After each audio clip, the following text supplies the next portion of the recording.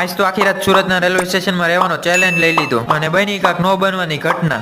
રાતે 8 વાગે નીકળી ગયો સ્ટેશન જવા માટે અને મારી યારે આવતો હતા સસ્તો કેમેરામેન. BMW તો આવી પણ મારે મોઢું જોઈને એને ઊભી ના રાખી.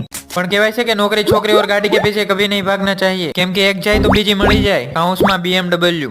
કઈ નહીં, આવી ગયા પેલા આપણે બસ સ્ટેશન ની અંદર અને અહીંથી એક ભાઈબંધ ને ગોતવાનો છે. તે બીજું કોઈ નહીં, આપણો હોસ્ટેલ વાળો મિત્ર બોટિયો જ છે. બસ સ્ટેન્ડ માં કે મેળો નહીં, પછી ફોન કરીને પૂછ્યું તો કે હું રેલવે સ્ટેશને છું. આવી ગયો મિત્ર, ઓનલાઈન માર ઘરે જવાનું છે. ખાઈ પીને રાતે 3 વાગે પાછા નીકળી ગયા. વાગી ગયા રાતના 3:43 ને આવી ગયા સ્ટેશને. અહીંથી ભાઈબંધ માટે ટિકિટ કપાવીને હવે તમે ટ્રેન જોઈ લો.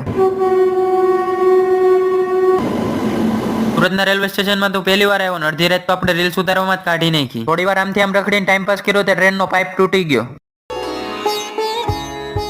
ભાઈબંધને ફટાફટ ટ્રેનમાં બેહાડ્યો ને એટલું રેખડા તો એવું બગાસ આવવા માંડ્યું. અને અમારો સસ્તો કેમેરામેન કેની ડિમાન્ડ કરે છે જો.